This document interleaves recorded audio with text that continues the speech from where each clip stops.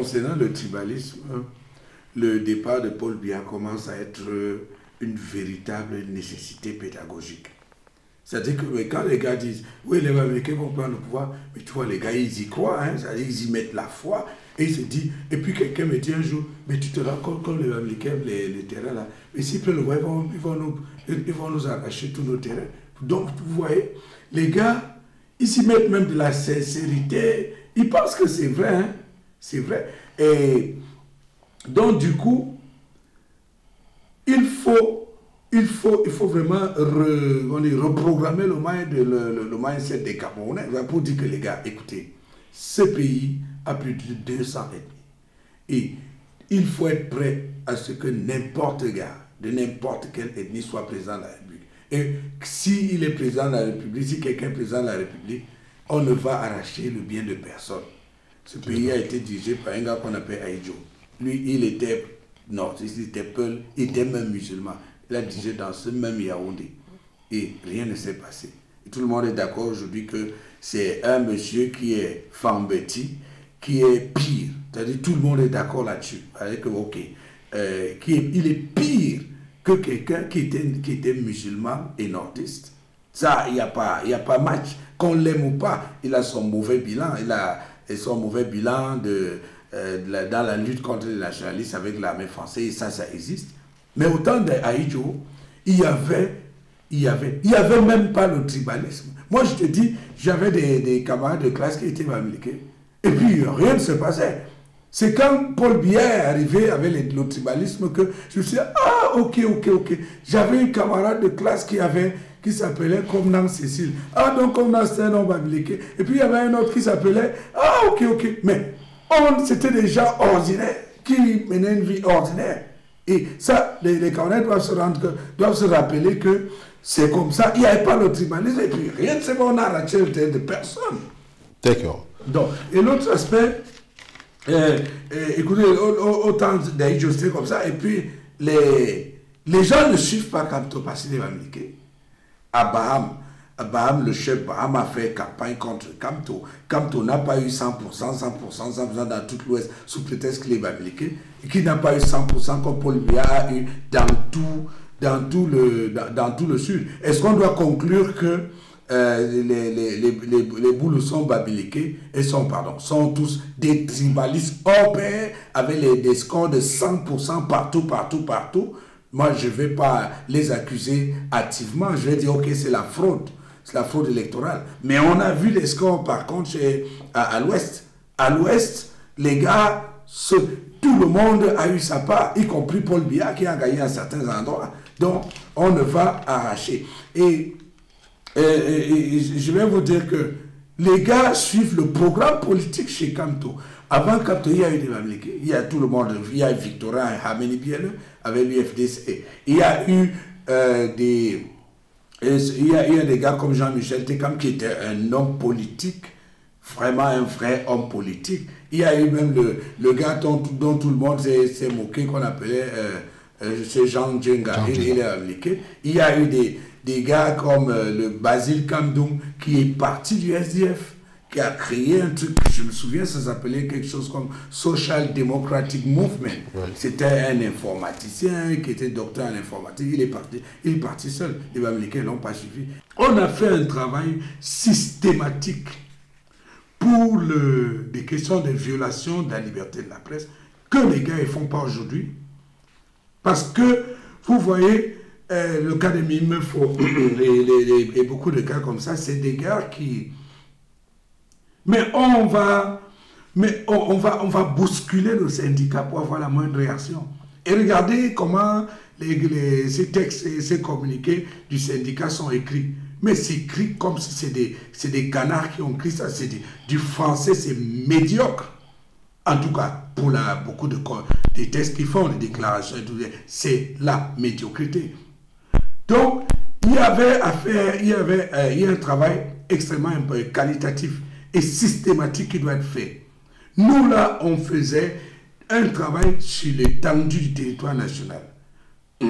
On intervenait. Et puis, on était devenus, par conséquent, des gars, on était devenus des ressources personnes. de personnes ressources pour toutes les organisations de la liberté de la presse comme Reporters sans frontières, Committee to Protect Journalists, et puis le International News Safety Institute, les Amnesty International et IFEX là, de Canadian Journal for Free Expression. Je dis, on était devenu une personne ressource systématique pour toutes ces organisations. Et puis les syndicalistes appellent ça le tam-tam. Toi, tu ne fais pas un petit communiqué que tu mets là-bas, machin, à Canal 2, en pensant que ça aura un effet sur un gouvernement qui s'en fout. Mais quand tu fais un communiqué, tu envoies ça même à l'ONU, tu envoies ça partout dans le monde. Alors là, ils vont se dire, mais ces gars, parce que de temps en temps, ils ont de retour à gauche, à droite, les ambassadeurs leur disent, ouais, il y a ceci, il y a cela, c'est passé aujourd'hui, la file des nouvelles qui étaient sur la télé, dans mon pays, on a parlé d'un truc comme ça, qu'on a fait des rapports, là, ils reculent. Mais vous ne pouvez pas rester là-bas, vous dites, on va faire ceci, on va faire ceci, on va faire ceci, mais on s'en fout. Donc, il faut être capable, dans une rapidité, de mobiliser les gens et puis les tenir informés au quotidien. Ça, c'est nous qui avons apporté ce truc-là. Nous avons apporté l'adhésion à la Fédération internationale des journalistes. Le Cameroun était le premier pays d'Afrique centrale, pas CEMAC, mais CEAC, dans c'est-à-dire du Tchad au Rwanda. Le premier pays membre à part entière de la plus grande organisation de journalistes du monde. Ça, c'est nous qui avons fait ce travail. On a adhéré également à des organismes, le Commonwealth Journalist Association. On a également été membre fondateur de la Fédération des journalistes africains des journalistes africains qu'on a créé à Nairobi. J'étais là. Et donc, on a fait d'autres organisations régionales, une autre organisation qu'on a créée à Brazzaville, mais c'était une organisation comme ça. Donc, c'est ça notre truc, c'est-à-dire le fait d'avoir doté la profession de quelque chose qui travaille pour toute la profession, mais qui est dédié d'abord aux employés. C'est-à-dire que c'est dédié à toute la profession, mais en ce qui concerne un certain nombre de choses, dont la liberté de la presse, dont le pouvoir économique des médias, c'est-à-dire que la situation économique des médias. Donc on se dédie à tout. On est capable d'être sur tous les... On est capable... La loi nous donne le pouvoir de représenter des employés devant les tribunaux, tu comprends? Donc, ce pouvoir de négociation aussi, ce pouvoir de représentation, écoutez, moi je suis allé partout pour amener des problèmes des Camerounais. Je suis allé partout. Et cette capacité de négociation, nous on a négocié avec le gouvernement cette convention collective nationale des journalistes et on avait un représentant là-bas, Boudi Adams de The Post, c'était lui qui était notre représentant avec Alex Azebazé. Donc, on a fait pas mal de choses et puis moi je suis content qu'on ait fait toutes ces choses. Je suis surtout content... Comment c'était financé tout ça? Comment c'était financé? Je suis surtout content que c'est une organisation démocratique. C'est-à-dire que quand je suis parti, je n'ai pas mis ça dans ma poche pour partir avec. Vous avez resté 7 ans. Et c'était financé comment? Certaines cotisations. Les membres, tout le monde cotisait? Parce que visiblement le problème du financement se pose aujourd'hui. Hein. Oui, le problème de financement se pose aujourd'hui. Nous, on a mené... vous savez, quand vous lancez une organisation comme celle-là, c'est des membres qui mettent l'argent, qui prennent l'argent dans leur poche, hein. Ils prennent leur salaire. C'est le prix à payer pour que ça vive.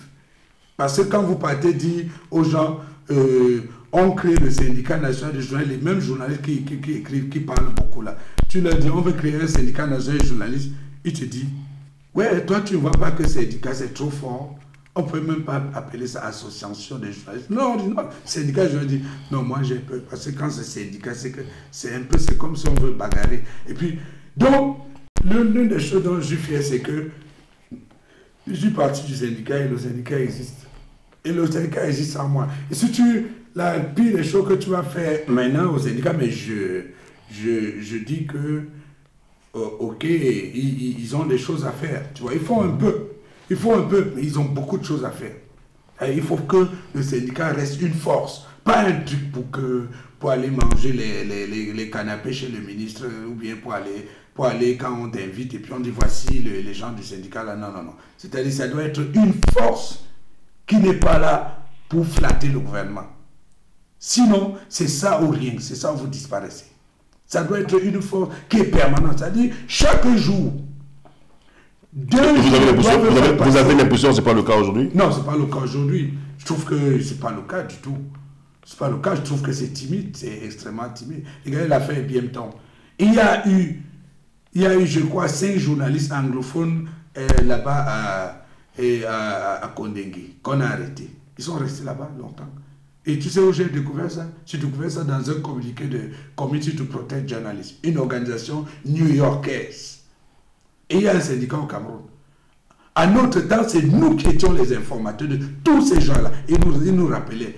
Ils nous rappelaient parce que nous, on envoyait à RFI. On envoyait partout. On envoyait à autant de gens. Et puis, ils nous rappelaient pour dire, ouais, est-ce qu'on peut avoir des détails? Est-ce qu'on peut... Et puis, ça partait dans tous les pays du monde. Aujourd'hui, on fait un petit communiqué. On peut mettre ça à la nouvelle, on peut mettre ça à ça. C'est quoi ça? Et si c'est pour aller dans dans les réunions de la Fédération internationale des journalistes, convoqués au congrès mondial de la Fédération internationale des journalistes, là, on part, et puis on va acheter des bijoux à sa femme et compagnie. Non, non, non, ça doit être une organisation de lutte permanente. Moi, je pense que nous, on a mené cette lutte-là. Et puis après, on nous a dit, mais on dirait que vous êtes un peu fou, vous ne pouvez pas faire un communiqué un jour qui est gentil. On a dit, mais non, on n'est pas là pour être gentil. Oui, on n'est pas là pour être gentil.